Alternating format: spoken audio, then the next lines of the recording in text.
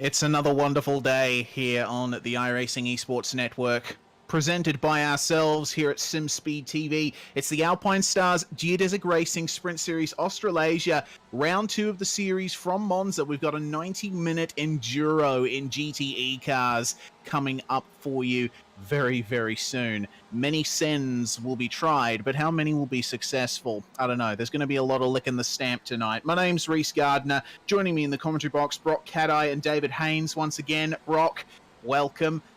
Are you ready for potential carnage?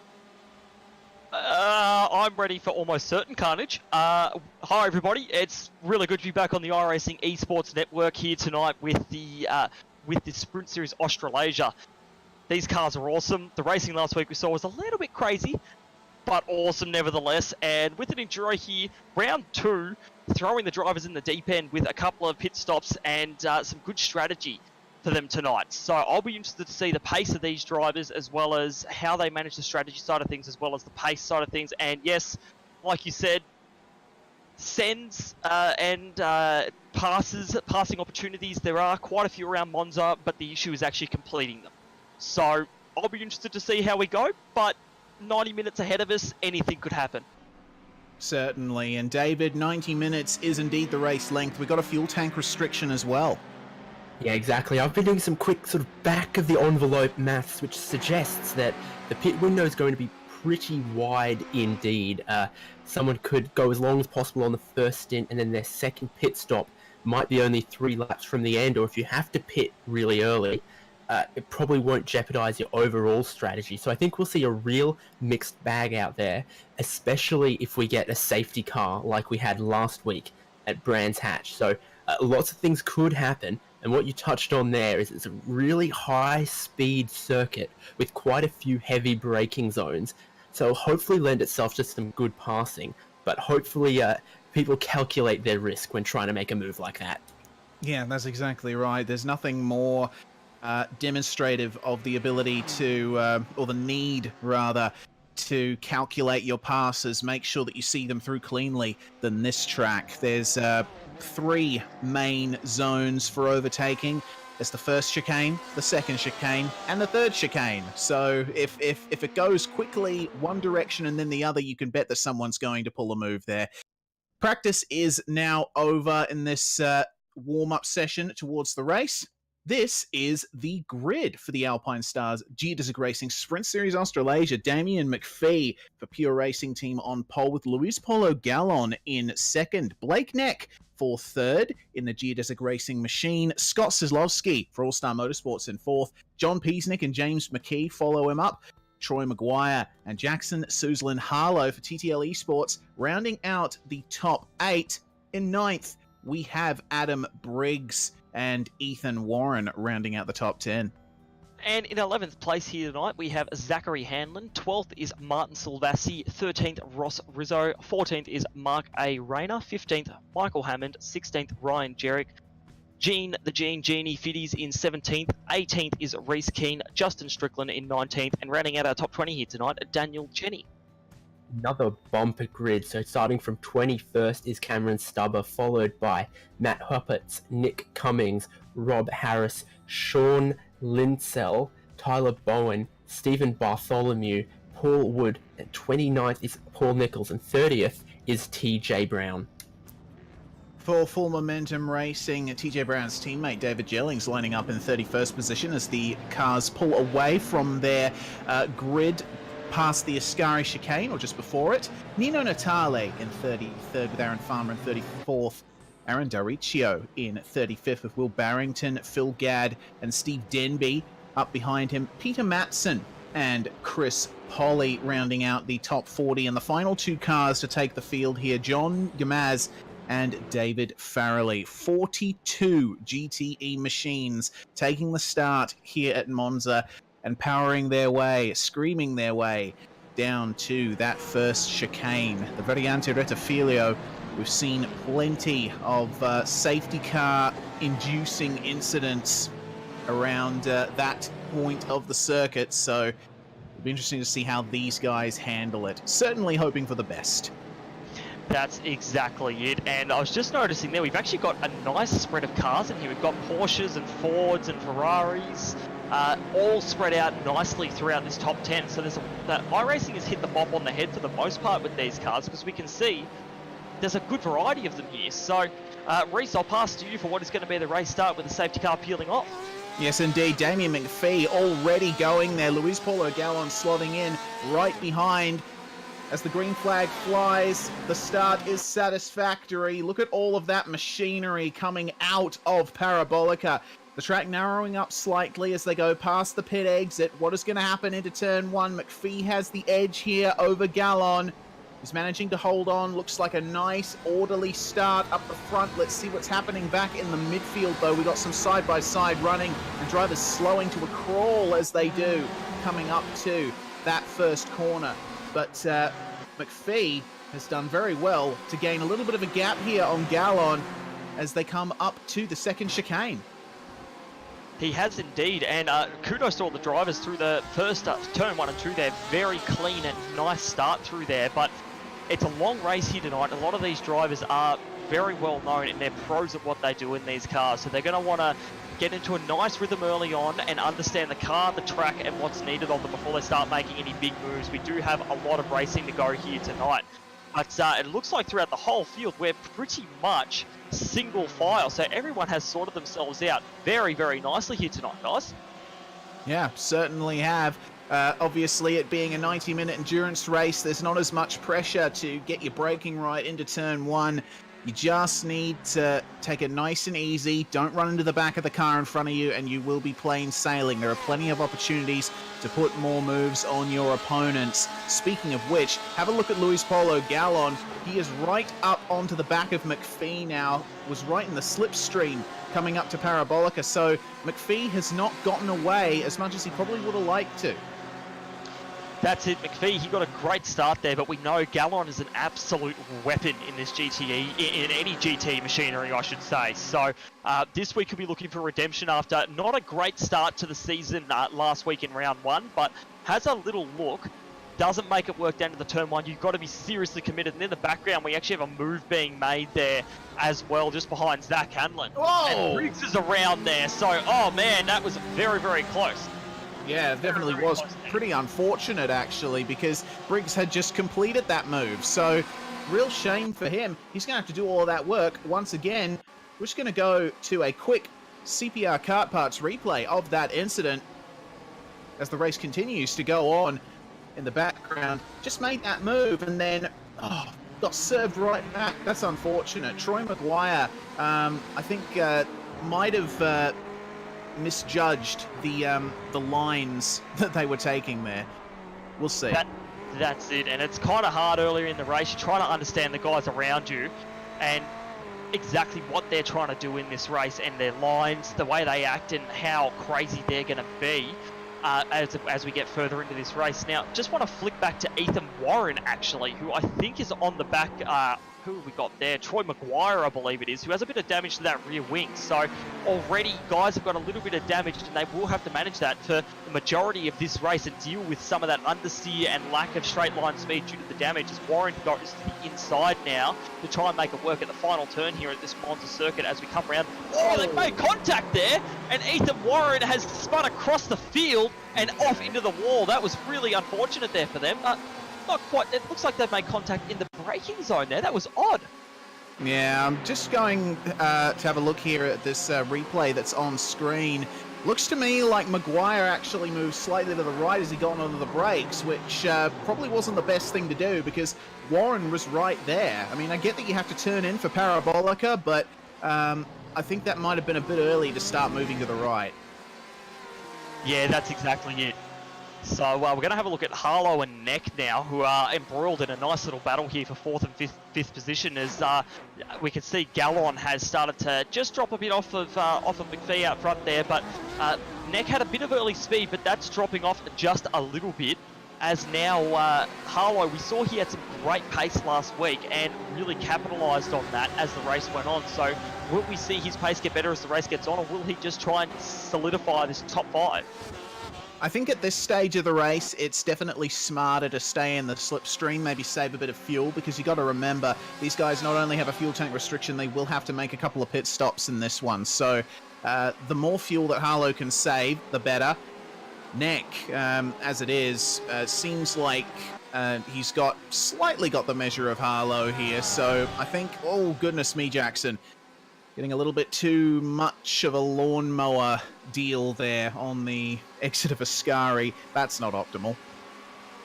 Yeah, that's it. That exit can spell death for a lot of drivers, but he did well to manage that, and we did see a nice big wiggle there. But there's actually a nice little battle developing from second through to about 6 now. Gallon has just got Solowski in the draft range with Neck, Harlow, and Peasnick all up behind him, and Zach Hanlon, having already made up 4 positions, not far out of this. Yes, indeed.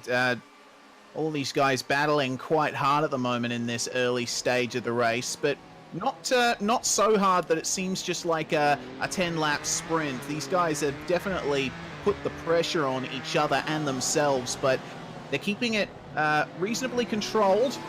Troy Maguire on screen there once again briefly, making a move at turn 1 and 2 as we look at Adam Briggs and Martin Silvassi actually running side by side briefly with Michael Hammond.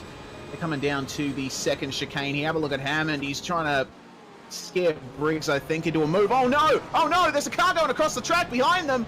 Oh my goodness, that was Troy Maguire, I think. That was ridiculous.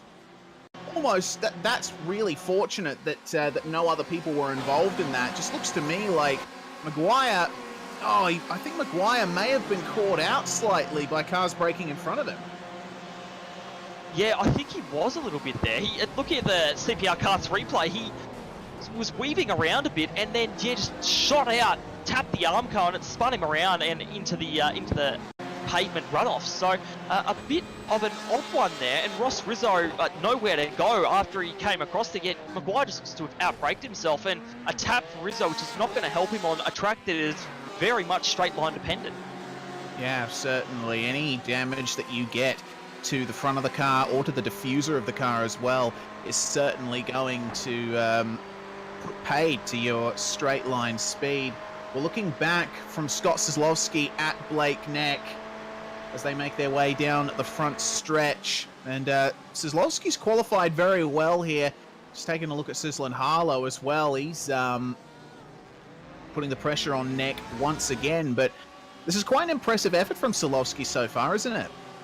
Well, he's not bad in GT machinery and sports cars. We've seen him. He won OEC with Dane Warren in the LMP1 car, and now we're starting to see I guess his prowess in the GTE come out, keeping up with the likes of Gallon, who seems to be struggling a bit. And it's hard to tell the true pace of, Solowsky, Neck, Harlow, all behind Gallon, because they're all getting held up just a bit. And even Solowski's dropping off the back of Gallon, becoming a bit of a cork in the bottle at the moment. But again, we don't know the pressures these guys have started with and how their cars are reacting as we get further and further into these stints. So I'll be curious to see. And Hanlon is still ever looming just off the back of this train here. But this top 7 have absolutely cleared out from the rest of the field at the moment. Yeah, they certainly have. We are currently riding on board with, I believe that's Ryan Jarek in his pursuit of Ross Rizzo. He's actually got Cameron Stubber coming up on him on the run up to Ascari. Stubber's just going to pull back in. No sense making a move there early on. Recognised there by Mr. Stubber, but Jarek and Rizzo battling very closely. And of course, Rizzo with that damage. As we take a look again at Martin Silvassi and Michael Hammond, you can tell Hammond's got quite a bit of pace in these early stages. Silvassi is just struggling to try and make some inroads here.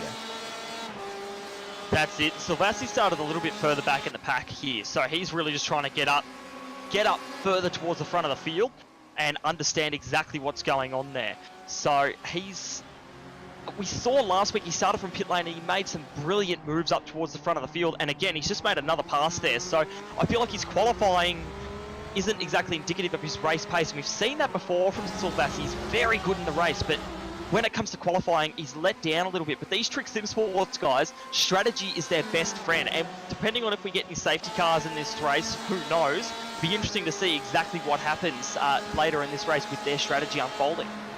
Yeah, you just saw there on screen the effect of Ross Rizzo's damage. He came out of the chicane side by side with Ryan Jarek, but unfortunately not able to maintain that. Now, Stubber is really putting the reigning champion under pressure. That's it. Rizzo hasn't seemed to gel as much with these GTE cars as what he did with the GT3 cars. So, admittedly, a little bit of damage isn't going to make that any easier for him. But, yeah, whether the Trick Sim Sports qualifying sets just aren't quite what they want them to be, or maybe this car doesn't quite agree with his driving style, who knows. But he's back there in the thick of things in 13th place at the moment and battling it out hard at the moment with the likes of Troy Maguire and Mark Rayner. So. Yes, indeed. So these guys all very tight in their battle packs. Meanwhile, up the front, Damien McPhee has absolutely left Luis Paulo Gallon behind. That's some awesome pace on his own without any draft there from the Pure Sim Racing driver, as Jackson Suzlin-Harlow trying to put a move here on Blake Neck. Oh, a little bit of contact between the two. They rub, but they managed to come out of it okay without losing too much pace. So we'll see if Neck decides to respond to this one. He's about as close as you want to be coming through turn 3 there, and this is going to be interesting as they come down to this next chicane. Peasnick is looking hungry in the background there, but smart move not to go for the inside there. It's a very risky move, but Harlow runs just a little bit wide, which is going to compromise his run there. Not quite close enough. Peasnick has dropped off just a little bit without that draft. And now that's allowed Solowski to just pull ahead a little bit here and get into his own rhythm. Gallon has pulled away massively from this pack here. So this will be interesting to see now. Harlow has the benefit of the draft, but he's got Peasnick, Hanlon, and Neck behind to worry about. That's exactly right.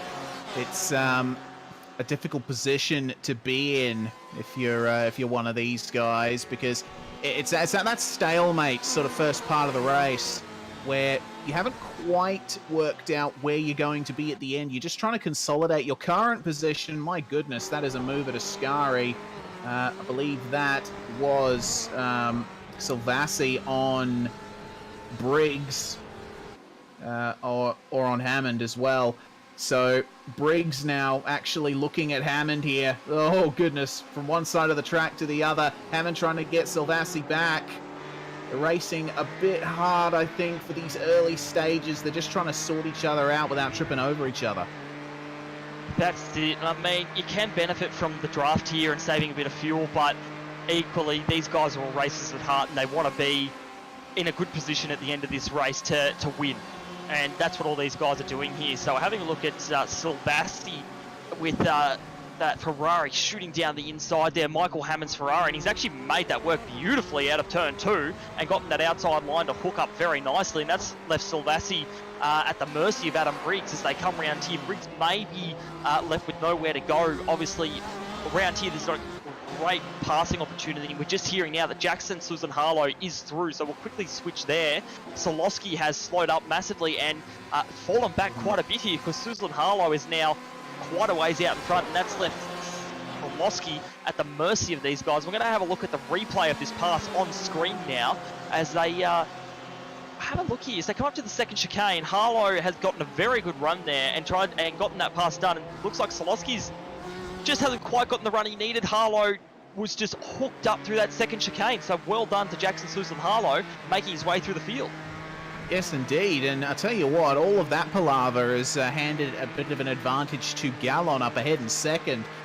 So these guys battling amongst themselves, certainly not quite the course of action that you'd want at this stage, but Jackson Harlow definitely making his presence known at the front end of this field, and that is a proper train now behind him. We're on board right now with John Peasnick as he chases down Blake Neck across the start-finish line, down the straight towards turn 1. Look at those cars in front of them. That's a very enticing sight there. You just want to dive bomb every single one of them, but you know that you mustn't at that early stage of the race, and they stay line astern for the time being. I think for now we're going to see a little bit more of this line of stern action, because you don't want to mess up your car this early in the race and bring your straight line speed and your handling down. Although it's looking very racy, all these guys are from top teams. You know, you've got TTL, ASM, Geodesic Racing, Pure Racing in there as John Peasnick, and then Altus Esports. So very, very, I guess you could say, Markscape would say, they're some of the best operators in the business, and they know what they're doing when it comes to racing short and long races. So I'm actually really interested to see how this little battle ends up. Yeah, certainly. That's what I really enjoy about a series like this. You know, you've got V8 Scops, obviously, the top series in the AusNZ Sim sphere in many people's opinions, but it's these series like SSA that bring out these drivers that you wouldn't usually see in cars like the V8 Supercar. There are an awful lot of drivers in the AusNZ region that have their finesse sort of limited to GTs. They don't gel quite as well with the V8 Supercar. So you go to a championship like this, you see them in action, and they're mixing with some of the guys that you see in the V8, and it's really awesome. It's a good way to see who really stacks up in the community. As I'm taking a look at Harlow actually moving around, trying to hold off Sislowski here. Still no moves being made. And I'll tell you what, guys, while these five aren't, doing anything crazy to try and make these passes, they're absolutely building a gap backwards to this battle here of Hammond and Silvassi and Adam Briggs, who are fighting really hard and losing a second or more per lap to that train ahead. So really sensible driving by the guys further up to just work together for now. Oh, and there's a problem for Gene Feeney deeper in the pack there. Yeah, down in, that's about 33rd position he finds himself in there. Go to a CPR kart parts replay. We'll see what's gone on. So Fiddies was on his own at the time, coming down to Parabolica. So what on earth went on for him here? Oh, just losing it in the middle of the turn. That is a real shame for Gene. And very easy to do. Oh yes, certainly. You got to remember these GTE cars. They're not like their GT3 younger siblings. They don't have anti-lock braking systems, so you've really got to monitor how you manage the brakes coming into the turns in these things. That's it, and that's part of the challenge of these GTE cars, is exactly that, managing all the different factors that come along with less assists and a bit more power and more downforce, and there's a lot to consider in these cars.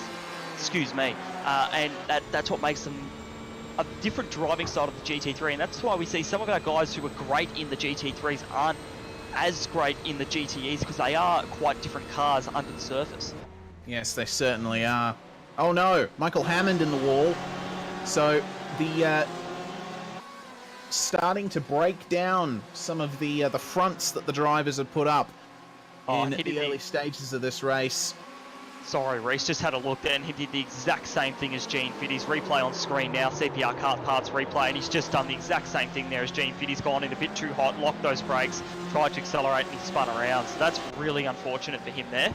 And he was doing quite well at the time as well, so he will continue on, and I imagine he won't have too much damage after just a slight tap of the fence there. Yes, indeed. That's the advantage of losing it in a place like Parabolica. There's plenty of room for you to recover. So, we continue taking a look at the 074 machine. This is still a very intense battle between Adam Briggs and Martin Silvassi for the last couple of positions in the top 10. Creeping up on the back of them is Ryan Jarek. My apologies, it's Mark Rayner who's following these guys. So it's a Ford, a Porsche, and a Ferrari. Full brand representation in that one frame. How cool is that? That is really cool. A joke, a Ford, a Ferrari, and a Porsche walk into a bar, but it's not a joke for Nino Natale right now, who's had some kind of problem there, facing the wrong way, I think, between the Lesmos. Yes, indeed. Going to a CPR car parts replay of what happened to Nino. Perhaps a slight misjudgment at the entry there, losing it on his own in the middle of the corner.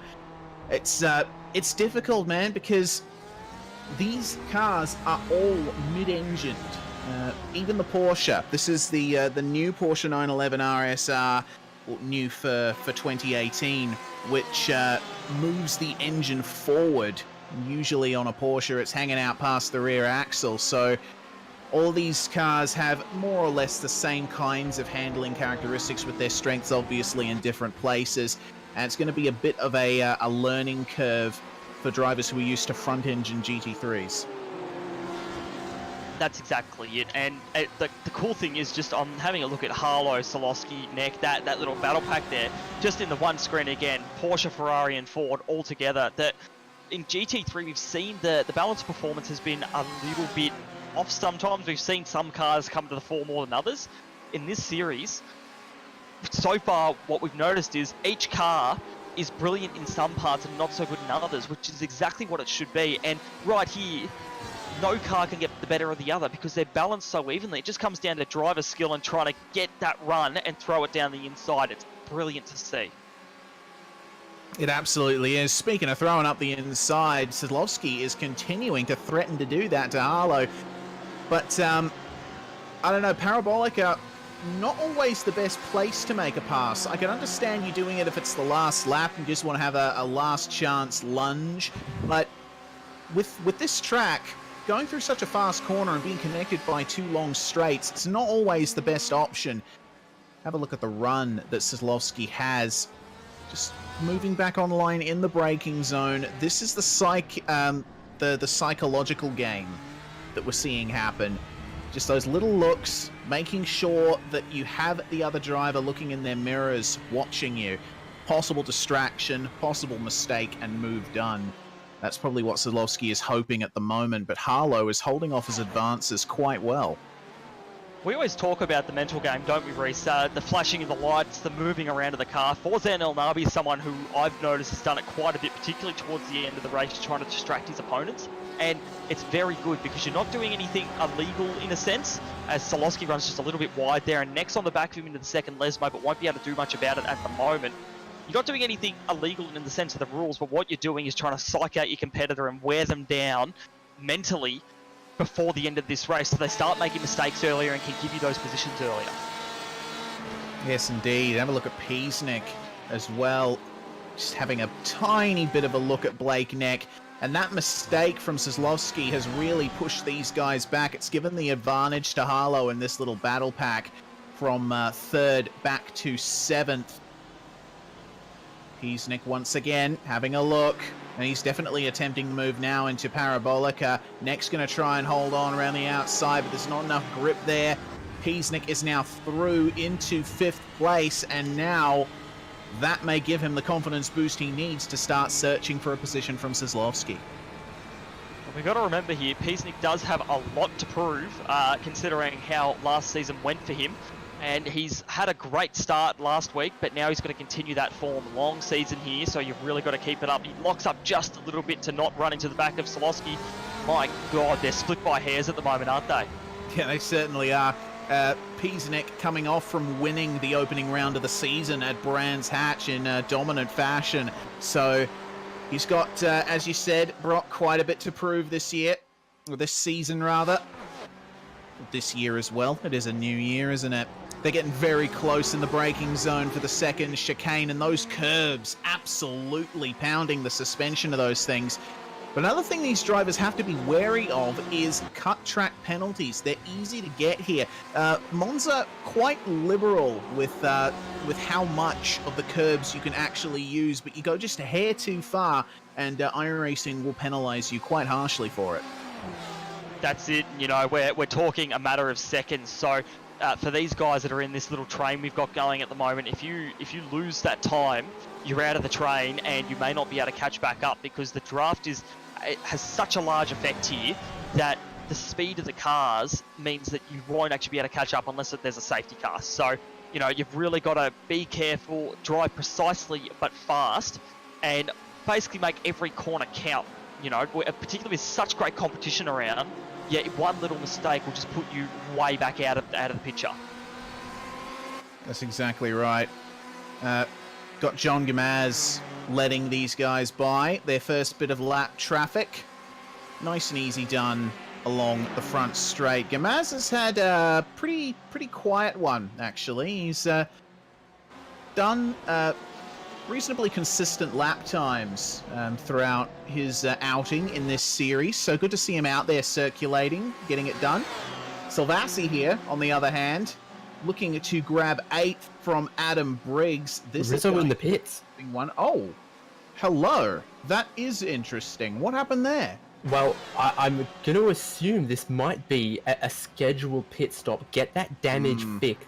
Do one of the compulsory pit stops. Just try something. Get out of the traffic. And that's what we know Trick Sim Sports for. It's just trying some different strategies. And maybe it'll work out for Ross Rizzo. But we'll have to wait and see with more than an hour of racing to go. Yeah, exactly right. And Blake Neck apparently out. Oh, goodness. Tech issues. He's vanished. We've just, had Blake Neck has just disappeared off our screens here. So that's really unfortunate for him, because in that he's just flashed out and we can no longer see him. So that's really unfortunate. He was doing such a great job in this field, and that's ruined a great race for him.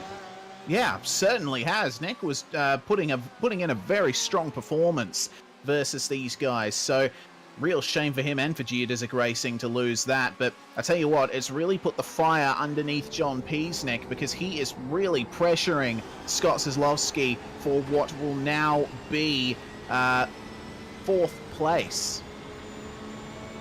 So it's all on for young and old here, as this is a nice little train here. Hamlin's been left a little bit out in the dust, if you will, there, because now he doesn't have much of that draft. But Harlow's deciding, which way do I defend? Do I defend on Solowski or Peasnick here as they come down into turn 1? Solowski won't be able to get that move done. Peasnick on the outside will lose just a little bit of time there, but Hanlon has managed to catch up to the back of Peasnick here, which will help him in the next few laps to draw back up on the back of Solowski and Harlow. Solowski doing well. I honestly thought he would drop back just a little bit more, because his pace didn't seem to be on the ball there. But now right back up on the back of Harlow here, swaying back and forth, just trying to get his attention, but not doing it. It's worked. It's worked. Harlow's cut the track there, so Solowski is back through on him. Wow, there you go. The mental games do work here. So now Harlow's going to try slot back in with Hanlon, but Hanlon trying to go around the outside of the first Lesmo. Has got the outside line here, but not the inside for the second Lesmo, but will take that position. So very unfortunate for Harlow there. About a half an hour into this race, guys, and we're already starting to see some mistakes. Yes, indeed, and he's right to the back of that train now, which is very unfortunate for Harlow, who put in an incredible performance at the opening round of the season. So, unfortunately, Monza getting the better of him slightly. This has promoted Kozlowski to the front of the train. Oh, yeah, Hanlon going way off there. Lucky to hold that one. But there's an inherent disadvantage to Kozlowski's position now, because he is at the front of this train, and Luis Polo Gallon is miles ahead. Not going for the pits this time around, just taking a very fast line.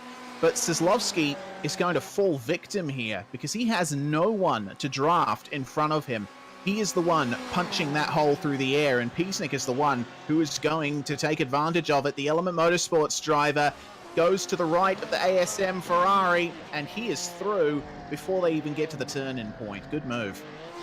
That was very well done by Peasnick, and he's just displaying the racecraft which got him so close to a championship last season. Oh. And what have we got there? Tyler Bowen stopped at the middle of Parabolica. Michael Hammond involved in that, we believe, as well. So we're going to have a look at that on a CPR Car Parts replay. Were these guys just making side-by-side contact coming in? Bowen went through, but he spun. Okay, so no fault there from Hammond. Bowen just losing it on his own. Hammond was able to get back going again, but that seems to be a thing that's happening quite a bit at Parabolica. They turn in, they get to the middle of the corner, and the rear end just comes round on them, particularly Ferraris. Haven't seen Fords or Porsches do that. Yeah, maybe it's the downforce they have to run to try and get a bit more straight line speed out of the cars that actually allows them to keep up with the likes of the Porsches and the Fords, but you drive it a bit too hard and you're gone. And that last turn has just been troublesome for Ferraris so far. So a bit unfortunate for them and for a couple of drivers who have been struck out more than one time. So we'll have to keep an eye on them, see if they can fight back through the field, because we do still have about an hour of racing left here, so still plenty of time to go. Exactly right. Riding on board with Nick Cummings here for TTL Esports as he pursues Justin Strickland. That's obviously not the view he'd want to see of the back end of that Ferrari. He'd prefer to see the front end in his mirrors, I would presume. He's got a good draft coming up to Parabolica. Goodness me. I think he might have overshot the braking zone just slightly. Just a little bit there, yeah, that's for sure. And you got to be careful there because you don't want to make any silly mistakes. Otherwise, it can be all over Red Rover, either into the fence or into the cars in front of you. Yeah, that's exactly right. Blake Neck is back in the race. He's back out on track, but in 35th position. So this is going to be just a mission for him to pick up some points now. That's it, and it's important that he picks up the points because this championship isn't over until the last round, obviously, so anything can happen between now and then, and if he can get those points up and just at least get a few, who knows who else is going to bomb out of this race. He may end up in the top 30 or top 25 by the end of this, so we'll just have to wait and see. We certainly will.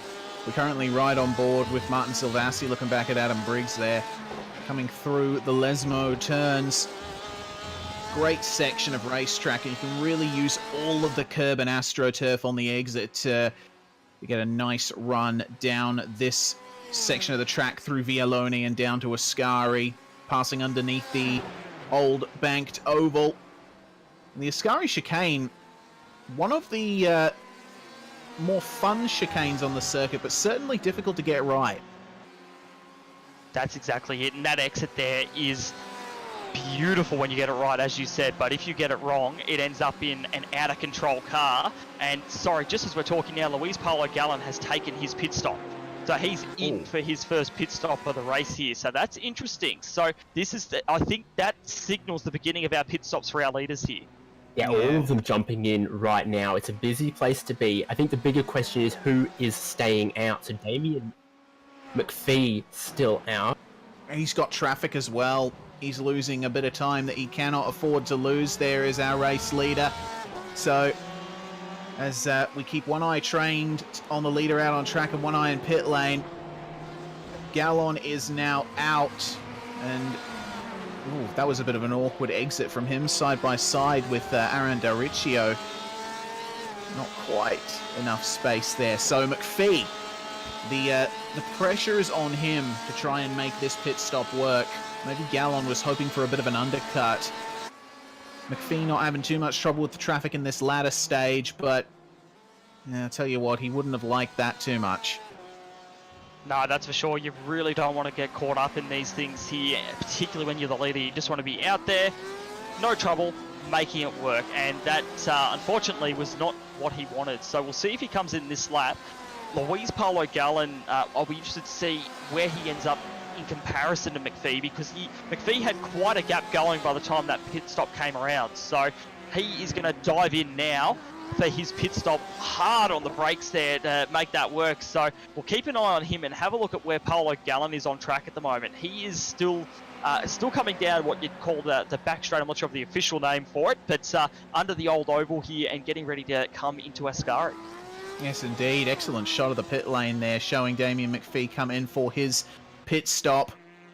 As we take a look once again at Gallon as he makes his way out of Ascari, this is going to be decisive in the early stage of the race here. Gallon, I think, splitting the race roughly into thirds, made his pit stop just past the half-hour mark. I would expect him back in around about the hour mark. So out of Parabolica he comes, down the front stretch, and where is McPhee? Just leaving pit lane now. Pit limiter has been disengaged, so he's flying down the front straight now. We look for Luis Paulo Gallen. He will not get McPhee, and there is still quite a large gap between the two of them. So for now, That'll stay McPhee as our leader, Luis Polo Gallon second. But what I'm interested to see is the gaggle of cars that we had battling earlier on with Peasnick at the front there, and Solowski, Hanlon, all these guys behind them, and Harlow. Harlow has lost out massively in all that and has gone way behind. So unfortunately for him, he's just out of that draft train now. Yes. Paul Nichols is now ahead of him too, who I'm not sure if he's lapped or not at the moment. Looks like everyone in the field has pitted, so it was an absolute frenzy in pit lane these last couple of laps.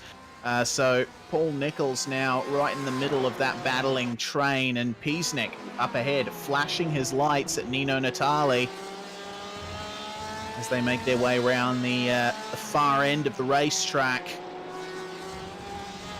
I'd be interested to know exactly what happened to Harlow in pit lane there, because he was right on the back of those guys despite his mistake, and now he's got an awful lot work to do. A second longest stop, according to our director, so that's interesting. Nino Natali letting those guys through, and oh, goodness me, that would have been a bit hair-raising for Zach Hanlon, but Natali's let them all through nice and cleanly. Good to see. Yeah, exactly. That's what we want to see is, you know, the back markers not getting in the way, but also their races not being ruined. So that's what we'd like to see here. And unfortunate for Harlow, but he's kind of lucky that he's got that draft from the couple of back markers up ahead of him there to help reel him back in to those guys up front if he can get the pace and get past them. But Hanlon is actually quite a ways ahead of these back markers. So Harlow has his work cut out from him in the next 55 minutes. Yeah, certainly does.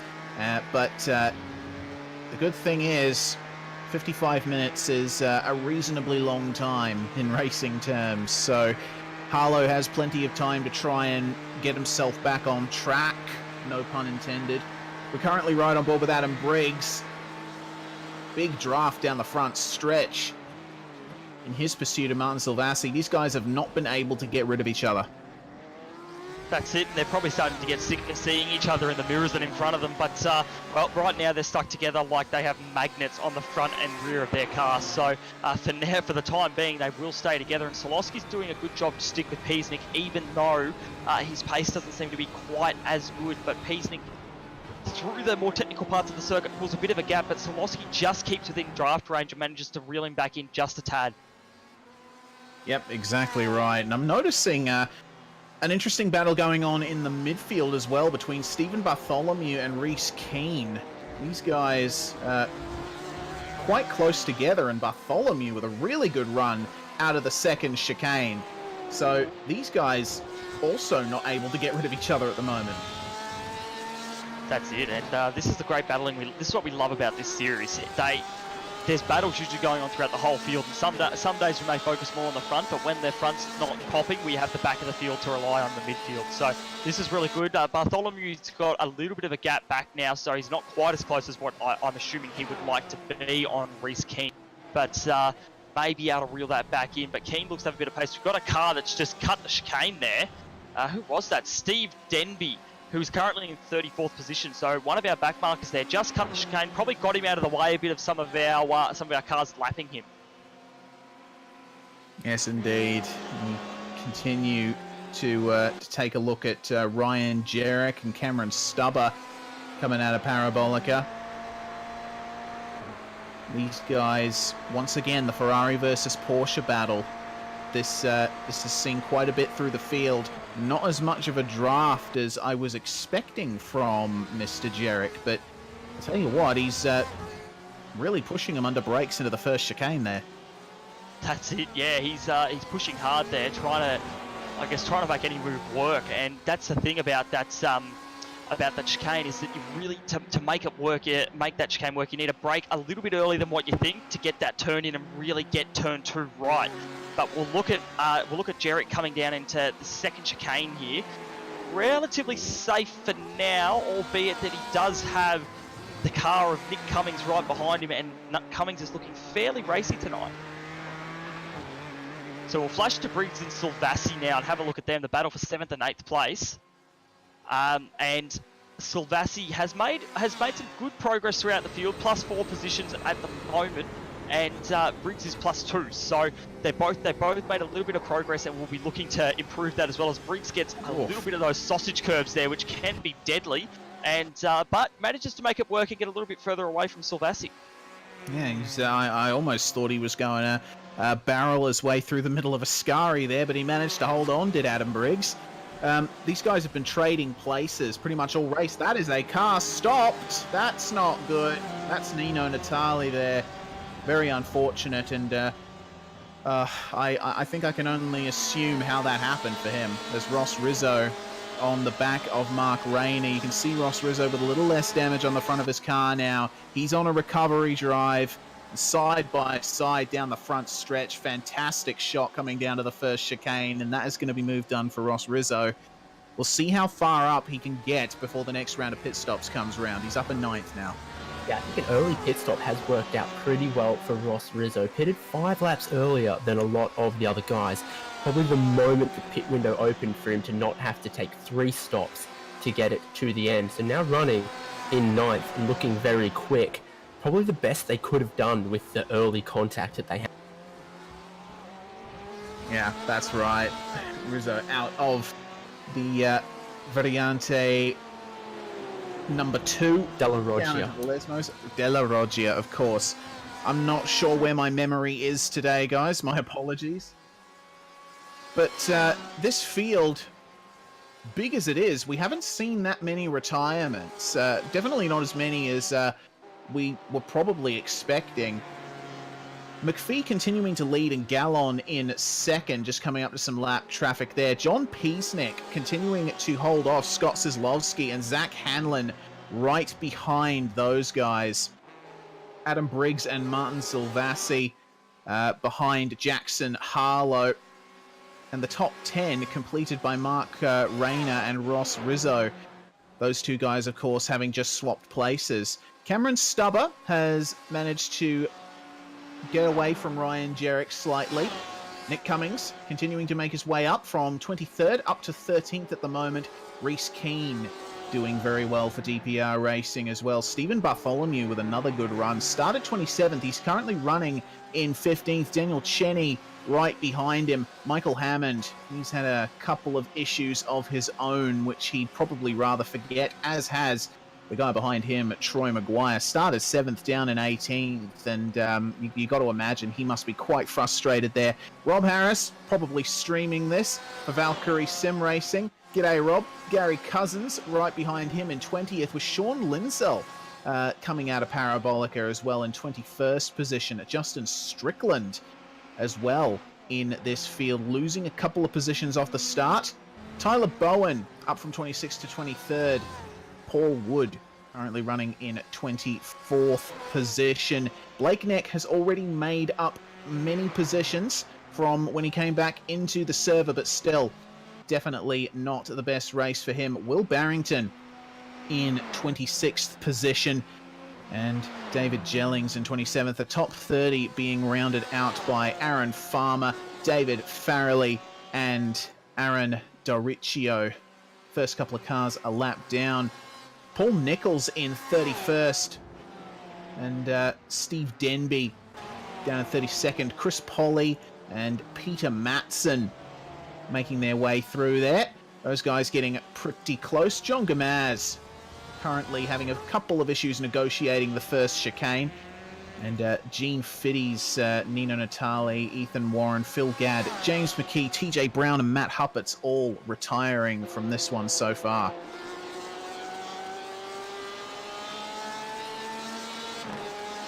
Cerise Keane is the guy we're riding on board with Brock. Nick Cummings is looming on his rear end. This looks like it could be a move.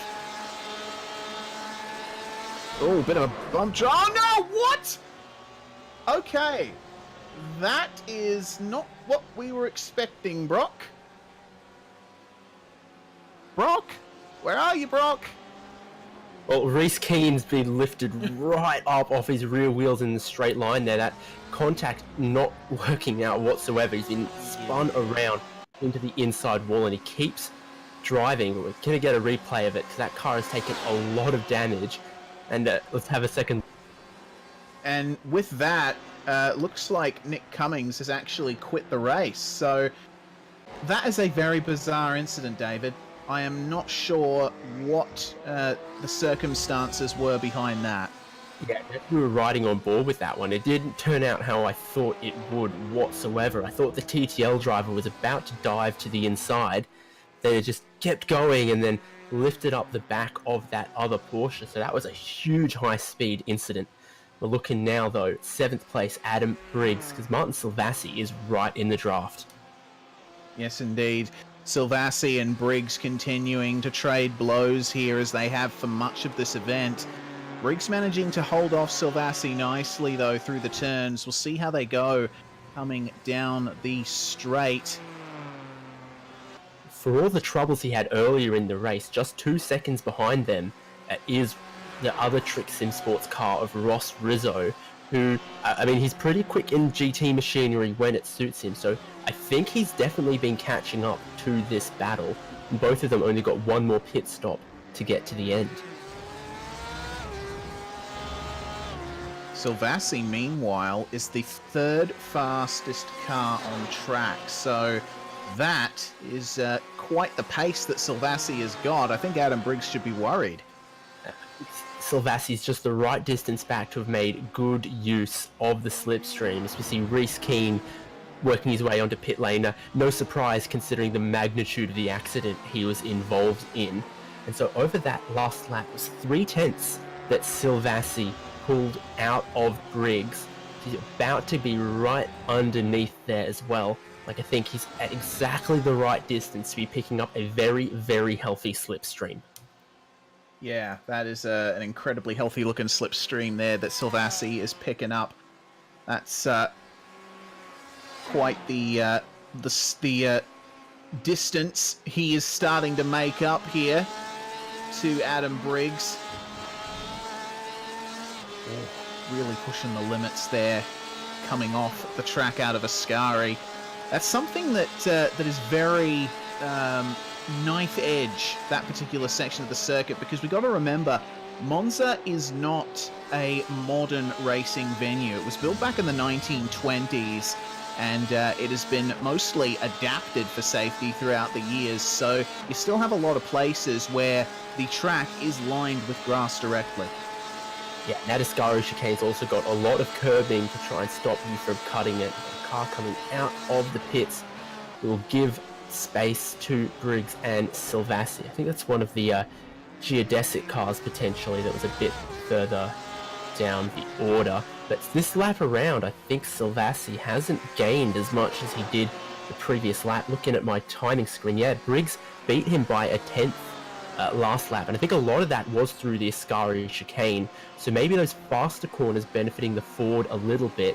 We know that the Porsche probably looks a little bit happier jumping the curbs, for example, through Variante della Roggia there. Yeah, certainly does. You can see that Silvassi is a little less comfortable. And it certainly seems to me like Silvassi's strengths are definitely on the straights. Having said that, coming down here on the straight towards Ascari, certainly seems like he's having his issues, is Silvassi, and it's just exacerbated. When he goes through Ascari, you can see he's struggling for grip over those curbs, and to boot, they got a bit of lap traffic as well. Might that have impeded Briggs a little? Potentially. Looked like Briggs had to jump quite a distance from the right-hand side to the left-hand side of the track. And I believe we do have Brock back. No, unfortunately, Brock. Not. Yeah, I think Brock is having some technical issues on his end, which is unfortunate. I think it's just going to be you and me for the rest of the night here, David. So we're looking at Daniel Cheney and Michael Hammond. Hammond on a bit of a recovery drive here. Yeah, precisely. We've seen that with the setup or the driving style, the rear end of that Ferrari very, very loose. And that's been the source of Michael Hammond's troubles. But it hasn't made him particularly slow. He maybe just has to be quite careful through corners like Parabolica. He gets a very, very healthy slipstream down what's one of the fastest sections of road racing motorsports ducks out a tiny bit to the inside, but I don't think he was ever close enough to get the move there. Definitely sets up the power off the second apex a lot better. And through Curva Grande and towards the second chicane, he might have a chance of it. Yeah, that's exactly right. Hammond making sure that he keeps that momentum up through the turns, which the Ferrari is quite good at.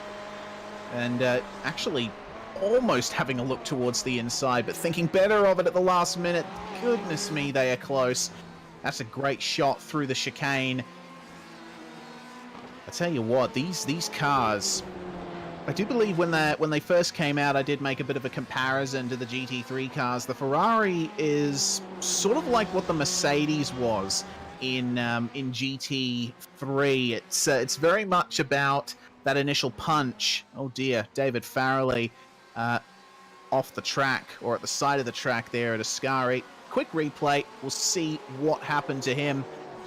Just running across the curb, and oh goodness me, that's a very awkward incident he just had there. Yeah, precisely. The quick changes of direction can be very, very tough through Ascari, but further up the field, Piesnik and Solowski were together for third place, but Solowski's dropped back a little bit into the clutches of iRacing Daytona 24-hour winner Zach Hanlon. And I'm sure he won't mind me saying that. But Hanlon, when they were in a pack, was pretty content to stay at the back of the pack there, save the fuel, and just stay with it. Now, I think he's using those tyres he saved a little bit and looming a little bit closer to Solowski. Yeah, well, Zach was chatting to us earlier, and he did say he was having some trouble getting the car to do what he wanted. They were having some troubles there with setup at Altus, so he's been a bit on the back foot, I think, coming into this one. I think he's just, I think survival is Zach Hanlon's end game for this one. But he has done quite well at that goal. Currently running in the top 5 and looking to threaten for a top 4. Maybe he's just getting used to the Ford at Monza now. Maybe he's found some sort of magic bullet when it comes to his car's settings that has allowed him to sort of switch on like this past the pit stop phase. Yeah, well, if he wasn't 100% happy with the car, then just staying with the pack, staying in the draft, just feeling out the car, not making any crazy moves, any dive bombs, driving the car on a knife edge, anything like that. So probably the sensible way to go about it, and maybe he's found it as a problem for Ryan Jerrick on your screen there, and someone else was turned around through the Ascari chicane as well, so we'll get a replay on that one, Reese. Yeah, I think that was Gamaz involved in that as well, so we'll take a look at this replay, see what happened down at Ascari. Oh, Gamaz losing it on his own on entry, and Jerrick, wasn't really much Jerrick could do there. That's very unfortunate. Yeah, we'll see on board from Ryan Jerrick. I think Gamaz just rolls back a little bit towards the racing line, unfortunately. And at that point, the commitment from Ryan Jerrick meant he couldn't avoid him. It's a big wiggle from Gamaz. But look, here's Silvassi, close as ever to Adam Briggs. He's closed it down a lot, and now he's threatening for that 7th place. Yes, indeed he is. Silvassi right on the back of Briggs now, losing a little bit of momentum on the exit of the second chicane, but you can see Briggs just pushing as hard as he can. All of that AstroTurf, a little bit of the gravel as well being used in these guys as racing lines. And it looks like it's a bit of a stalemate along this half of the circuit. It seems like Silvassi definitely has the measure of Briggs in the first half, from the start-finish through Curva Grande and into the second chicane, but from then onwards, looks like Briggs has the edge. Yeah, exactly. Look at how much that gap's come out now. They were right up underneath each other. There was only a car's length in it or so. Now it's out just a little bit further. And honestly, I think we're just about to be within the window where these guys can pit and get to the end. So a lot of guys are going to be thinking about their strategy if they're in traffic, maybe trying to get an undercut if they feel like they're being held up. Yeah, that's the name of the game, really, and it's the best time to do it because you don't have to worry too much about the other guy coming back at you.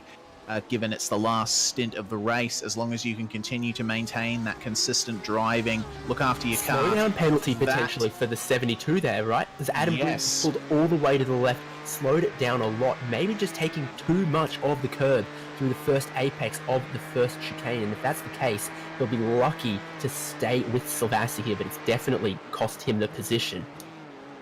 Yeah, certainly has. And once again, that's an easy thing to do here at Monza. That chicane coming through turns 1 and 2, certainly very tempting to use all the curb. And oh my goodness, Blake Neck with another issue there in the number 42 car. First, it was some tech issues. Now it's unfortunately a spin. Zach Hanlon, though, continuing to pressure Scott Kozlowski here for 4th place. This is a very tight battle here, Ferrari versus Ford, coming down to Parabolica. You can see a little bit of a draft coming up to the final turn of the Autodromo Nazionale Monza. Hanlon is looking very strong right now. Yeah, the car's not looking, oversteery or understeery. It's looking pretty balanced. And he gives a little flash of the headlights. We all know that activates the overboost mode, gives him the speed to look to the inside, and he might get it done this time. Looks like he will. Coming down into the first chicane. Don't take too much curb, guys. Can Kozlowski come back at Hanlon? Maybe. We'll see what happens through Curva Grande, but they are incredibly close at the moment, and Kozlowski may get Hanlon back at the second chicane. They are line astern, nose to tail here.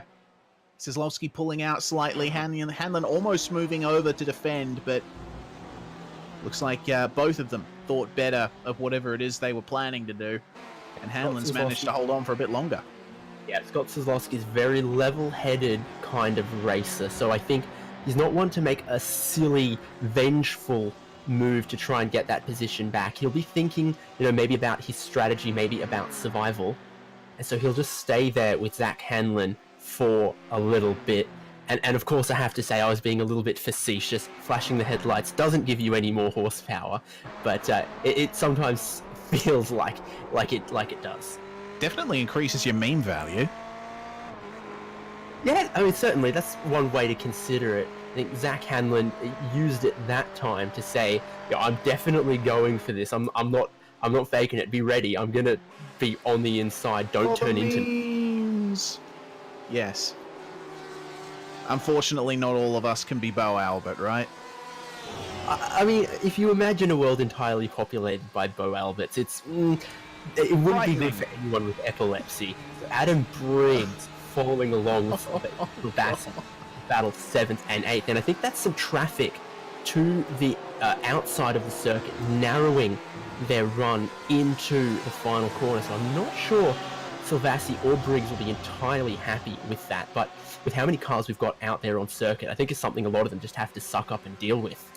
Yeah, it's at the stage of the race now where you're coming up on lap traffic almost every straight, and at that point you really do just have to think you just need to get through it and resume your battling once you get past them. It's not quite at the stage where you would use lapped cars to your advantage to try and put your competitor out of contention, but yeah, it can definitely be frustrating out there. Adam Briggs, oh, threatening to go for the move there. You can see a little bit of damage on the front of him, actually. Look at the way those cars ride those curbs. That's fantastic. You see those two Porsches in the background avoiding that sausage curb. Silvassi looks a little bit more comfortable in that sense. Yeah, you get an idea from this shot, though, how much Ross Rizzo has closed up. There's also been a swap again for the positions, 4th and 5th. Kozlowski's gotten back on Hanlon some. Yeah, that's wow. When did that happen? Well, we're about to find out. Instant replay from CPR Kart Parts. So let's have a look at what on earth happened between Scott Kozlowski and Zach Hanlon. Maybe it was lapped traffic that went into it, just trying to make their way past here, and you can see John Gamaz up ahead. I think he may have been a factor in this. Oh yeah, he certainly was. My goodness. Both of those lapped cars, unfortunately, having a role in that. So let's have a look at what happened there. Just coming up on Gamaz on the inside, and the number 56 just braked to try and avoid him, and Hanlon had nowhere to go there. And we see the little bit of damage that's done to the front of Zach Hanlon's car, so he's actually done very good to stay with that. And Ross Rizzo has jumped in the pits from behind this battle. Adam Briggs, Martin Silvassi. Adam Briggs is staying with Silvassi there. Yeah, certainly is. Well, I think these guys might be fighting with each other till the bitter end. They've been within half a second of each other, basically from the moment the green flag fell. Certainly a fun battle to witness here, and Silvassi is experimenting more and more with that sausage curb every single time. Yeah, it seems like the Porsche gets away with a little bit more curb, particularly through the slower corners, than the Ford can, but I think through something like the Ascari chicane and Parabolica, the Ford's slightly more advantageous. But, you know, again, some of that will come down to setup, not just the characteristics of the car. So there's several things at play between the setup, between the driving style, and then the characteristics of the different makes of car. That's exactly right.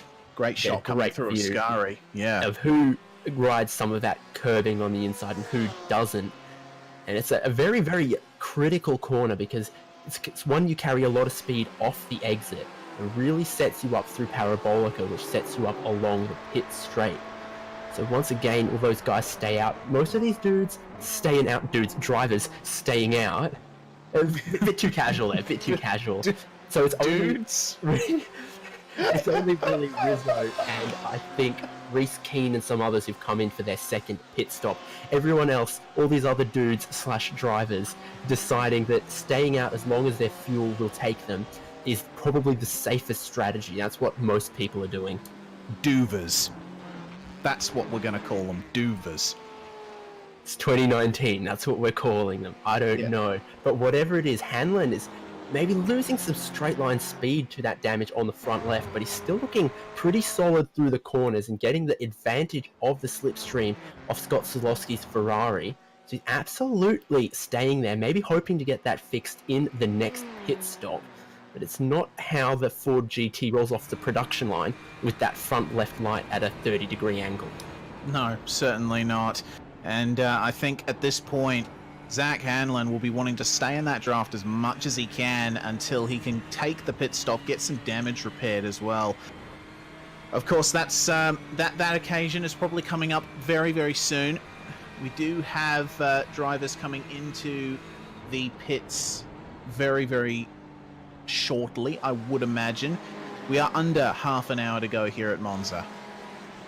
Yeah, that's right. We saw people coming into the pits after about the first 30 minutes. We've run more than 30 minutes since then, absolutely certainly within the window to get to the end. There's a few guys further down the order jumping through the pit lane, but no one in the top 10, as this time Hanlon will look to the inside. He was almost able to pass him there, so shows you how much the draft is worth. And there might be another one going on here as that car of Adam Briggs DPR Racing gets a lot closer to the back of Martin Silvassi, but won't be close enough into turn one. We'll get very deep on the brakes, get very close there, and then try and set up his exit through Curva Grande and towards the second chicane. It all stays how it was. Yeah, very nice. Large hole being punched in the air by the Porsche. Towers over the Ferrari and the Ford in terms of height. You can see Adam Briggs once again trying out those psych tactics. Not working this time though. They do have a bit of lap traffic coming up, so we'll see how this affects this battle. Might they both go for the pits actually? Well, certainly. I think that's what Luis Paulo Gallon tried to do through the first stops, is saw they're approaching a little bit of traffic and took the gamble on an earlier pit stop. And it's kept him about where he was relative to Damien McPhee. So It's a very valid strategy potentially, and we know Martin Silvassi and Trick Sim Sports like to mix it up a little bit compared to everyone else. And speaking of, here comes Luis Polo Gallen into the pits once again. He's followed in by John Peasnick. Will we see Solowski and Hanlon as well? No, both of them stay out, and your leader Damien McPhee is also still out. So from your top 10, it's just Gallen and Peasnick coming in to take their final stop. Yes, indeed. So this is going to set the playing field for what will be the final stint of the race. Silvassi goes for it. Briggs, oh, Briggs, he missed the mark majorly there, did Adam Briggs. Jumped onto the brakes, obviously preparing to go for the pits, but then thought better of it. He must be regretting that. Look at his brake lights here, David. Yeah, I saw it too, and we'll see it once again. He's thinking about the pit lane and then changes his mind. That will have really, really hurt his run down the front stretch. Yeah, and as we go back live, goodness me, that was an incident. Aaron Farmer, I believe that was, spinning at turn 1. He's just managed to get back going again, so we'll see how he goes. Silvassi off the jacks and back down through the lane. So that may be the golden advantage that he may have needed over Briggs. Just that little mistake that Adam made. Yeah, and Solowski and Hanlon still yet to pit. Hanlon is right with them, and if they come onto pit lane this time, which is very likely, it'll be who can get to the end with the least fuel. Hanlon, if he thinks he's saved enough fuel, might be able to grab a slightly shorter stop and jump him in the pit lane, and he'll also be definitely hoping to get that damage fixed, which would again put him in a stronger position than where he is right now. Do they stay in or do they stay out? Go in or stay out? We will have a look. At the moment, it seems like both of them are staying out for at least one more lap. McPhee as well staying out. That's our race leader. So McPhee looking very comfortable. Gallon looking comfortable as well. He's just come out in 7th place, but should reassume 2nd place after the run of pit stops is complete. And as we like to say at SimSpeed, the field is cleansed. Yep, so Briggs comes into the pit lane this time, and he might just well get jumped by Silvassi if he did have a poor in-lap. Mark Rayner also coming into the pits. So it's time, and someone has a little half spin in the background behind Silvassi there. Keeps it out of the wall, does Aaron Doricio. Well, that's obviously not optimal for him, but Silvassi will be looking to see Adam Briggs on his F3 screen. A 3/10 quicker stop from Adam Briggs, but it may not help him out very much. Oh, wait. Hang on, they're going to come out almost even. Almost. It's actually pretty much exactly as it was before the stop. My goodness. Yeah, so that's no advantage to either through that pit stop sequence. They're now side by side, Hanlon and Solowski, and McPhee has also pitted from the lead, so I'm expecting these guys might pit this time, and Hanlon will go round the outside of Parabolica, try and get clear of Solowski. Does he come into the pit lane this time? Yes, they both do. So Hanlon just trying to grab that crucial track position right before the pit stops.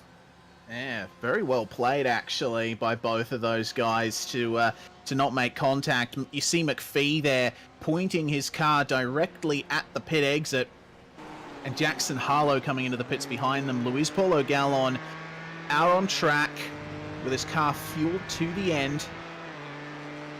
What kind of advantage will he gain? McPhee will be coming out very soon, I would imagine.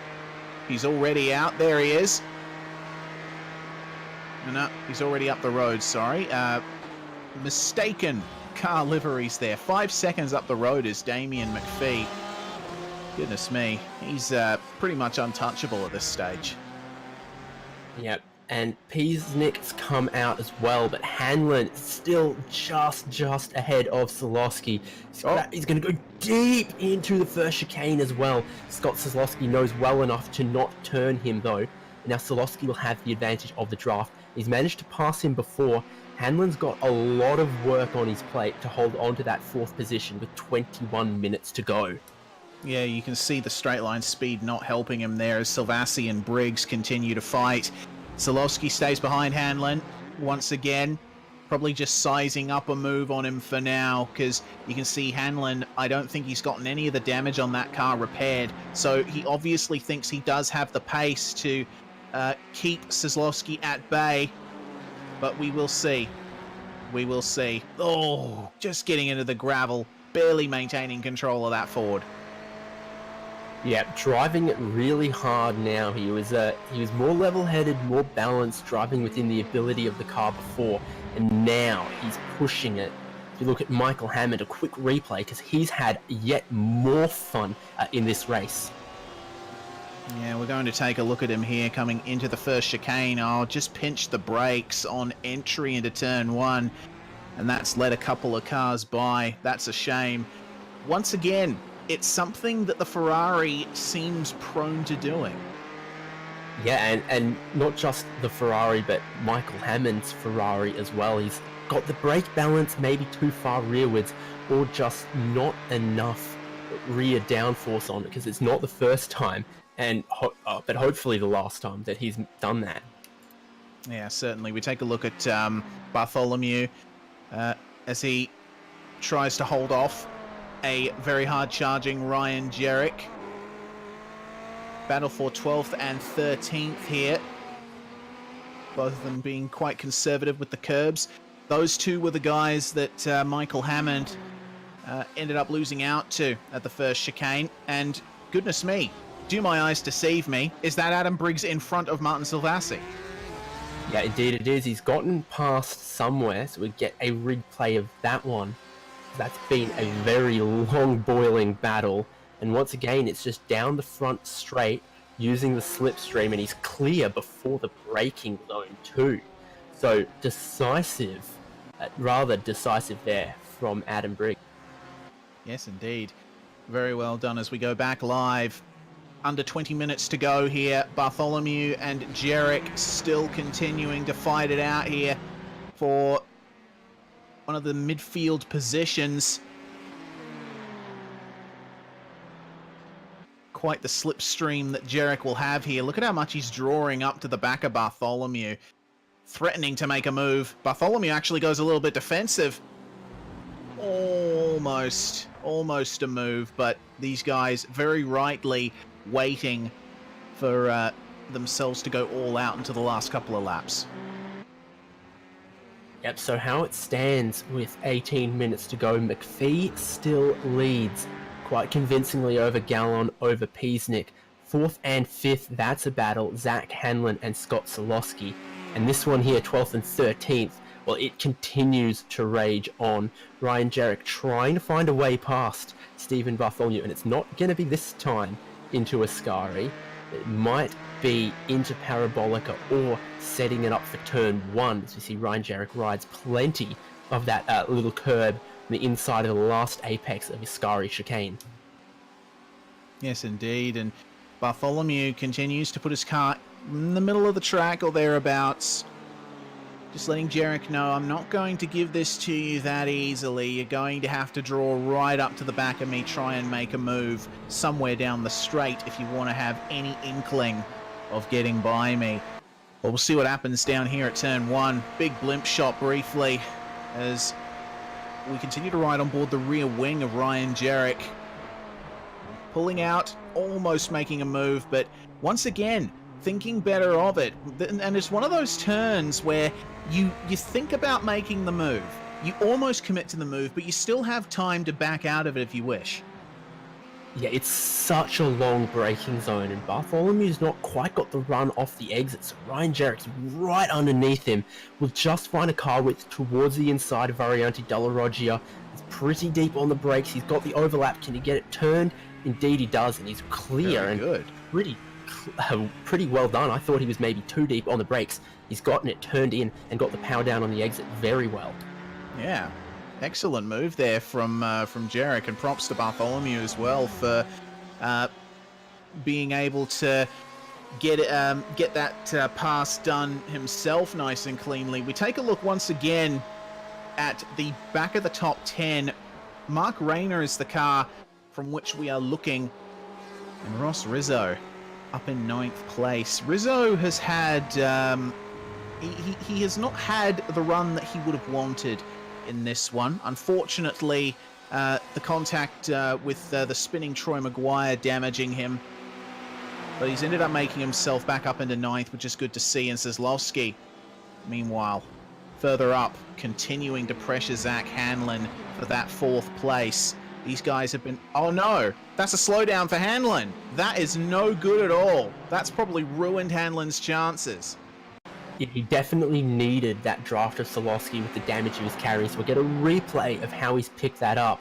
But I'm guessing maybe the first apex of Variante Della Roggia, he might have just cut too much. We'll get a great angle of it here. We're watching for that Altus Esports car.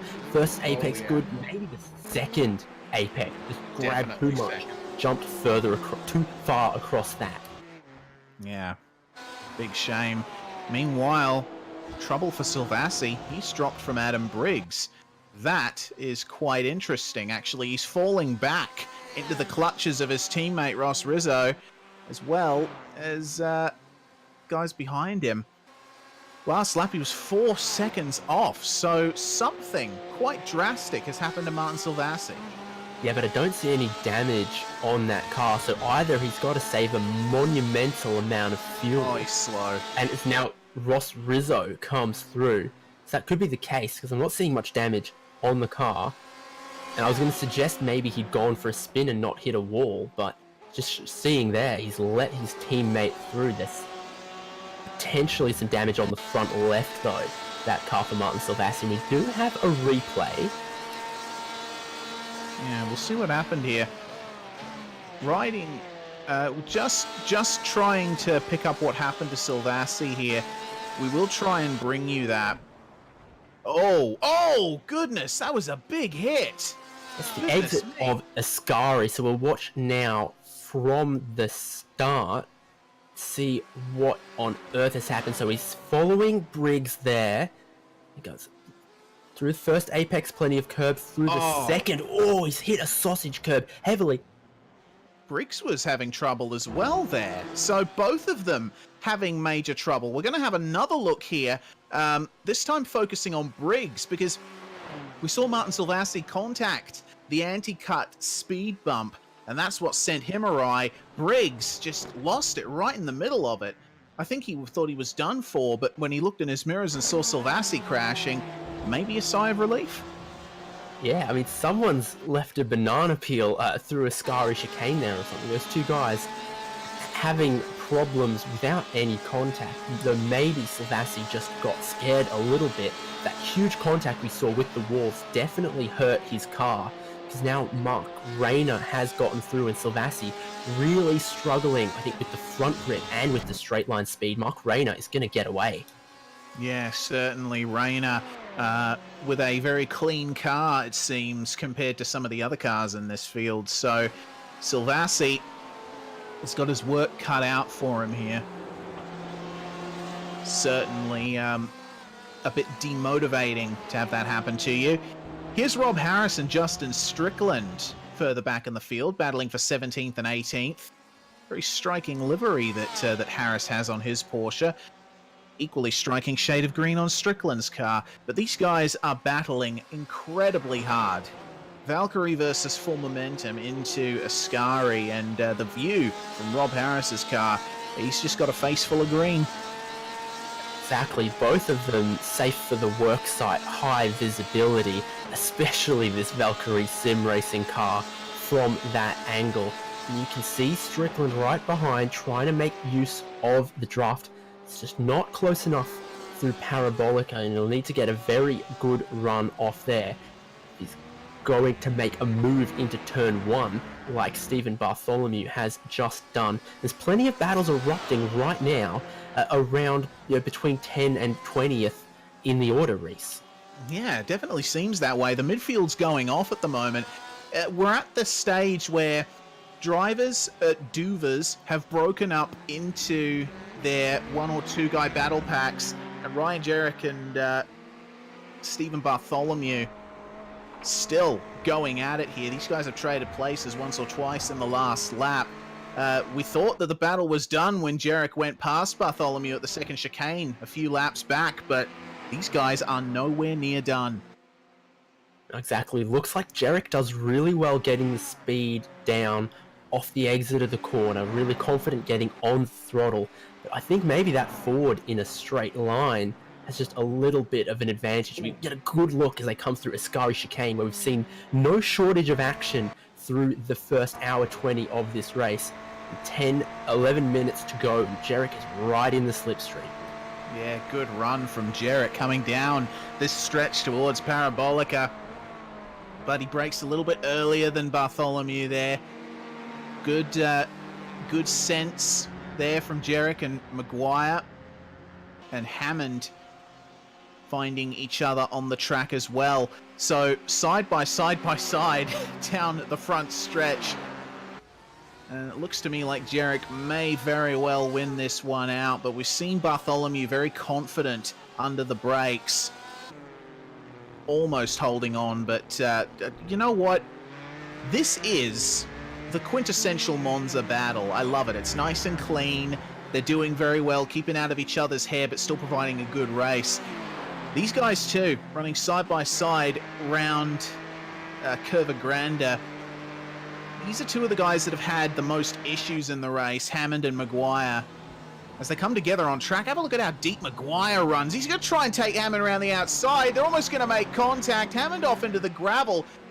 Amazingly, they still managed to make it through. That was interesting. And I think Maguire has decided that wasn't a particularly clean pass and will try it again. Jarek monstering the back of Stephen Bartholomew, particularly through the chicanes, through the Curva Lesmo, through the slower bits of the circuit. I think we saw last time, once he pulled out of the slipstream, his speed kind of stalled out a little bit, but he will go to the inside of Ascari this time. He's got half a car up there, confident on the brakes, turns it in, and he's going to miss the chicane.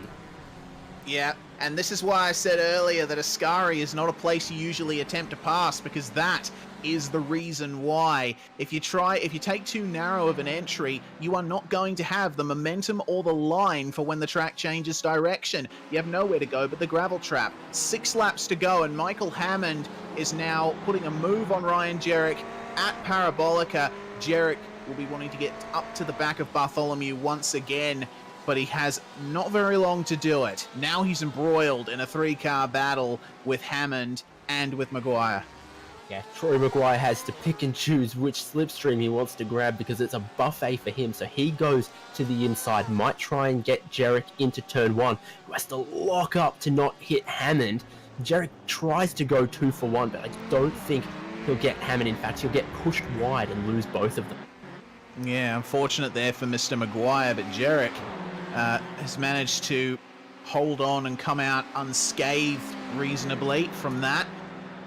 It's very stressful coming up to the back of a car into the first chicane at Monza, and Maguire, goodness me, Maguire is very confident on that brake pedal, isn't he?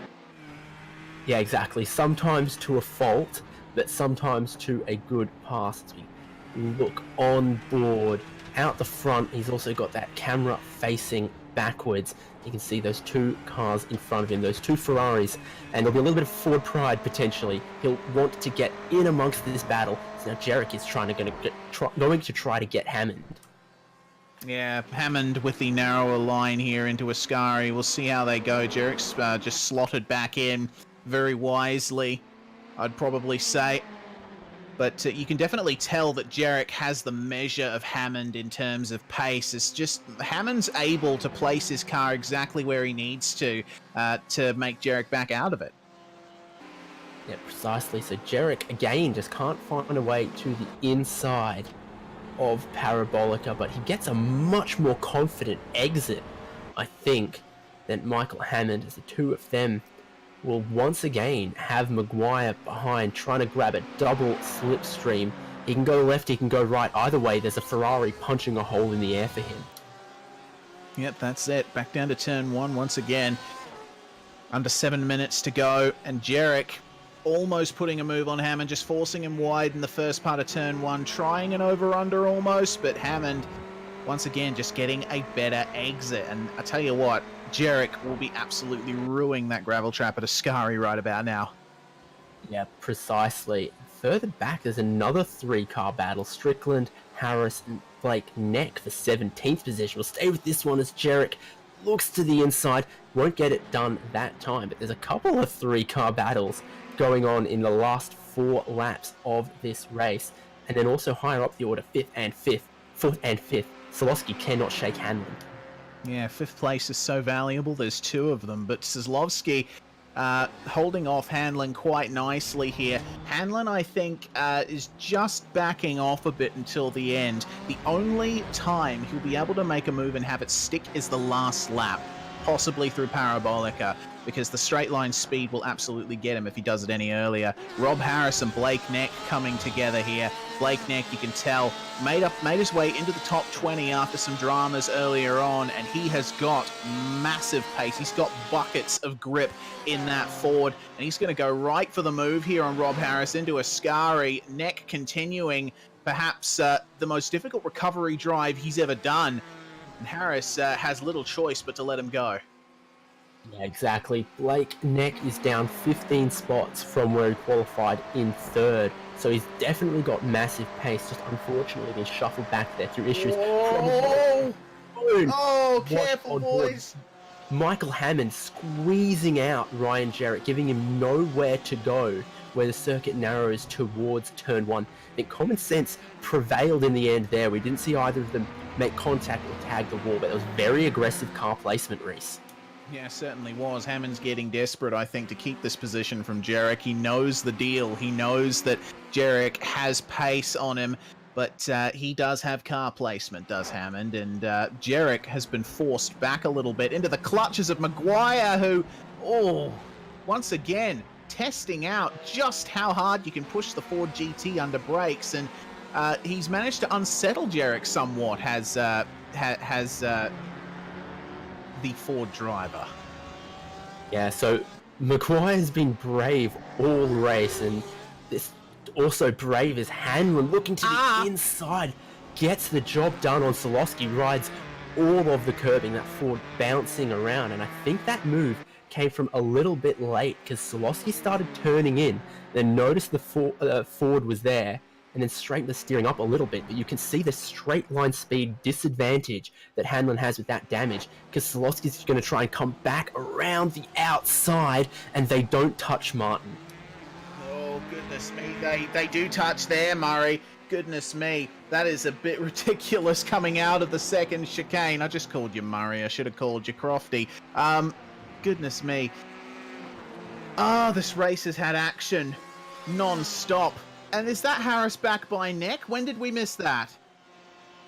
So Blake Neck's obviously lost that position somewhere, somehow, and the little Ford almost disappears behind the big boy Porsche. But the pace hasn't disappeared from that Geodesic racing car, who gets a great cutback, but I think it's going to have to take one last pit stop because of the issues he had and when he disconnected. Solowski still behind Hanlon, but not given up whatsoever. When they cross the line after the next corner, they'll have 2 laps to go, and you can see they've gone from quiet team players willing to just follow the other one in the slipstream earlier to now it's gloves off. This is a 2-lap boxing match. Yeah, certainly is, and these guys have had this battle brewing all race. We've had a couple of occasions here where drivers have just not been able to leave each other alone. This is one of them, and you can see the straight line disadvantage that Hanlon has with the damage in action right there. Sislovsky going into the chicane ahead, and Hanlon climbing all over him. Goodness me, almost going inside the Ferrari as we go through the first chicane. So Hanlon, I think, if he wants to put this move on, like I said before, he's going to have to wait until the last lap. Yeah, we did from that chopper shot get a great example as Hanlon will look to the inside once again. Cannot keep these two guys apart. Solowski's gone too deep into the chicane. He'll probably pick up a slowdown from that one, Reese. Yeah, certainly has, and I think that was tactical there from Hanlon. You know, forcing him wide. Maybe now he doesn't have to worry about him on the last lap, but we'll see. With that straight line speed that Hanlon has not got, he might fall victim to Kozlowski again. And Blake Neck just behind these guys. Laps down, but still looking to get a good result out of this.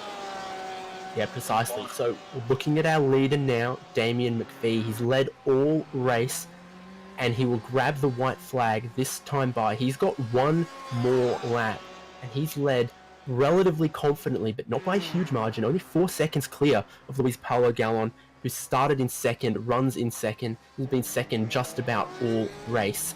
And behind that, in third, John Peasnick managed to break away, I think, through some of the first pit stop phases. He's been running well in third. And that battle for fourth, well, that was one we were watching very, very closely. It was one lap.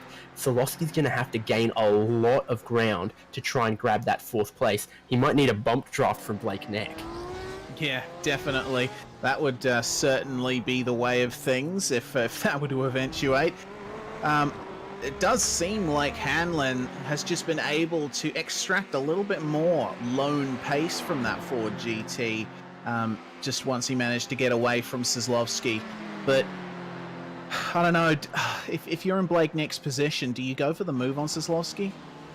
Well, where Blake Neck is... Oh, well, I think we might have made the decision for him. Oh, maybe not. Oh, that's a bit awkward, but aside from all of that, it's just another chapter in the very long War and Peace book of this race at Monza. So much to keep track of, so much to talk about.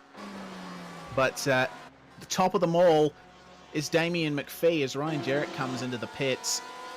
McPhee has been untouchable all race. Pole, leading every lap. Almost every lap, I would assume, and now he's going to take victory. Fantastic job from Damien and stamping his authority on this series as well. Gallon finishing an incredible second. Another untouchable performance from him, and John Peasnick backing up his round one win with another podium here. Zach Hanlon may come home to finish fourth. He will be able to hold off Kozlowski, who will take the top 5 here. Fantastic job from all of those guys, despite dramas. And Jackson Harlow recovering to finish 6th. Yeah, then there's teeny gap backwards, 7th place, Adam Briggs, as there's someone with a blown engine in front of him. I think it's someone, yeah, a little bit of a lap down, so that won't bother Briggs. He'll just swing well wide of it. Briggs will battle a lot with Silvassi, who unfortunately had problems. But Ross Rizzo, a bit of a recovery drive from him as well, to grab 8th place after some early race damage. Mark Rayner, he is still circulating. Yeah, my mistake. 9th and 10th will go to Martin Silvassi. Yes, indeed, my mistake. I presumed that the smoking car was Silvassi. Rayner. My head is not in a good place right now, David, but we are going to go through these unofficial results. Damien McPhee and Luis Paulo Gallon 1-2 here, with John Peasnick finishing in 3rd. Hanlon, Kozlowski, Harlow, Briggs, and Rizzo completing your top 8. Good recovery from Rizzo, all things considered. Mark Rayner finishing in 9th, and the top 10 rounded out by Martin Silvassi. 11th place goes to Cameron Stubber. Good race from him, finishing just out of that top 10. 12th, Stephen Bartholomew. Good job from him, actually, as well, finishing ahead of Michael Hammond, Daniel Cheney, Troy Maguire, and Justin Strickland grabs 16th place. 17th is Rob Harris. 18th is Ryan Jerrick. 19th, Paul Wood, and 20th, Reese Keane. Gary Cousins is going to come home in 21st with Sean Linsell following him. Blake Neck, one of the horror stories of the race. Very unfortunate run for him, but he still manages to recover to 23rd. David Jellings comes home in 24th, also a lap down on the leaders. 25th, Will Barrington, Aaron Doricio, and Paul Nichols there, with Tyler Bowen, David Farrelly, and Steve Denby rounding out your 30. Yep, starting to get towards the tail end of the field. 31st is Aaron Farmer. 32nd is Peter Matson. 33rd is Chris Poley, 34th, and sort of the start of the retirements, John Gamaz, Nick Cummings, Gene Fiddy's problems for him, unfortunately. Nino Natale not having a good race either. Same goes for Ethan Warren, 39 laps down. Phil Gadd, 46 lap down. And James McKee, also 46 laps down. And then your last two spots, TJ Brown and Matt Huppets. All of those guys not making many laps at all, Reese. No, certainly not. There was plenty of drama in this particular race, but we do have the guys that came off the best from it. Damien McPhee joins us in the commentary box here. Welcome, Damien, and congratulations on your victory. Hey, thanks, mate. Yeah, that was a good one. Definitely seemed like it from your end. You had the car very well under control with pole and leading the vast majority of the laps of that race. Yeah, it certainly felt that way. Just getting used to this Porsche, but I'm really struggling with the brakes. And I don't know, there's something about it. Just wants to bounce everywhere on this track. I want to drive at places, but it just doesn't let me do what I want it to do, and it's frustrating. Yeah, but it was good. Yeah, well, it definitely does seem like, in spite of your issues, you did have a good handle on that one. Coming into this championship, it's been a while since you've been in a GT Leagues Australia race, and with the switch from GT3 to GTE, were you thinking that that you'd get right on the pace? I thought it'd be a lot easier than it was going to be, actually. Last week I sort of showed up and I thought, I'd get on it pretty quick, but I got smashed. So yesterday I put in a couple hours and it paid off. So happy with it. Certainly looks like it. Well, can we expect you possibly competing up the front for remaining rounds of the series? No, just every now and then. I think I won't be every week, that's for sure. I got other commitments, otherwise I would be there for sure. That's a shame. But it would be nice to see more of you there, Damien. But nonetheless, you've got the platform of all platforms from the top step of the podium. Any shout-outs you'd like to give? Good race to Louise. I think you did pretty good, in that Ford. So consistent. I couldn't fall asleep in that one. Congrats to John. And obviously my team, Pure Racing Team. Congrats to those guys. Thanks. Damien McPhee for Pure Racing Team there. We'll now go to our second place finisher, Louise Polo Gallon. Louise, welcome. Second place for you. It seemed like a pretty quiet one from your perspective. Well, thanks, guys. Monza is such a boring track for me. I don't enjoy it, but I enjoyed the race. I was doing pretty much quali lap after quali lap to try to stay with Damien. But man, the Ford is. I don't think the Ford is a match for the Porsche, unfortunately. At least not at tracks like this, I suppose you could say. Do you think that that the Ford is good at tracks with more mid corner momentum? I guess you could say. I believe so. I had a very good race pace last race.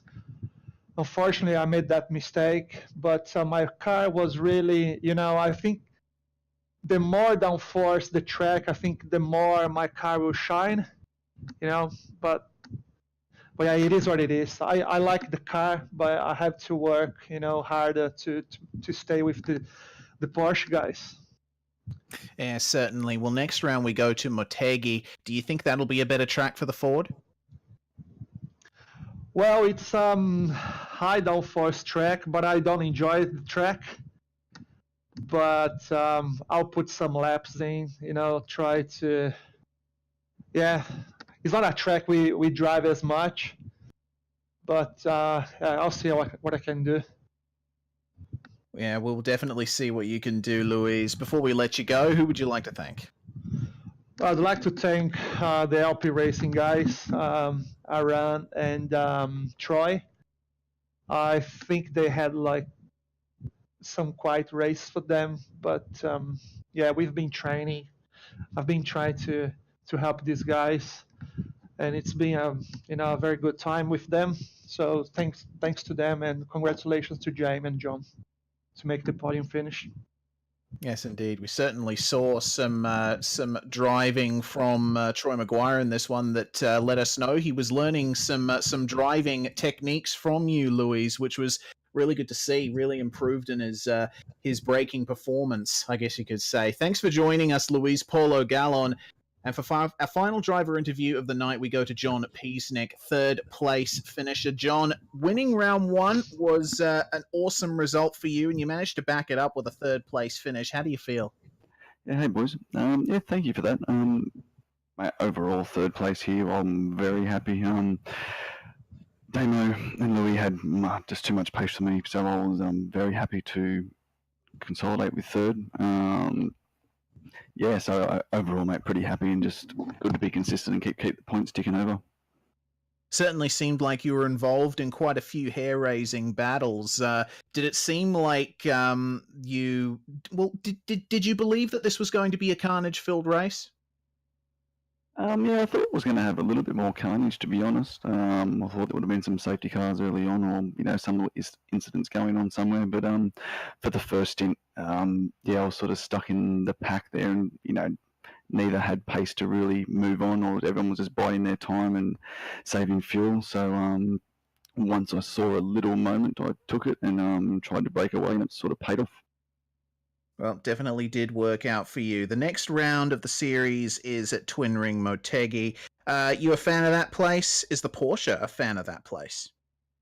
To be honest, mate, I do love Motegi, but I have never driven this car there. I don't have a huge background in this car, to be honest, so it's sort of caught out a bit here. So I'm sort of driving the setup pretty similar to Brand's, but it's a little bit less wing. So I'll try my best to get some time in and get some laps in. But I do love the circuit, mate. So hopefully we can pull a good result out. Possible learning curves all over the place here. John, before we let you go, any shout-outs? Just a shout out to SimLab and Frex, and also Reese for helping me out, and hopefully he can get back in the seat soon. Well, there's your podium finishes, your driver interviews for tonight, David. That was an awesome race for sure. Definitely exceeded expectations, I think. Yeah, certainly. Great battles up the front of the field, great battles through the middle of the field. And we didn't know what was going to happen till right at the end. And it also gave plenty of opportunity for the teams to try some different strategy calls. So all around, a great race, and gives us a clearer picture of who might be the front runners later into this Alpinestars Geodesic Racing Sprint Series Australasia. Yes, indeed. And if you want to keep up with the action, you can go to gtleaguesaustralia.net to keep up with all of the happenings in this series and the others that GT Leagues Australia runs. On the broadcast side, the fun never stops here at SimSpeed TV and on the iRacing Esports Network. Over on our channel tomorrow night, we've got the Oceanic Sim Racing Formula 3 Championship at Interlagos. Then Friday, here on the Esports Network, we've got the Australian Online Supercar Championship at Donington National. Next Monday, we've got official V8 Supercars at the same track. And then next Wednesday, we've got iRacing Rally Cross at Lucas Oil Raceway, followed by the next round of the series here at Twin Ring Motegi. Don't miss it. It's certainly going to be a fun one. You've been watching the Alpinestars Geodesic Racing Sprint Series Australia. Your race winner, Damien McPhee of Pure Racing Team. Thank you very much for joining us. Subscribe to SimSpeed TV and subscribe to the iRacing Esports Network to get your daily sim racing fix. We'll catch you later.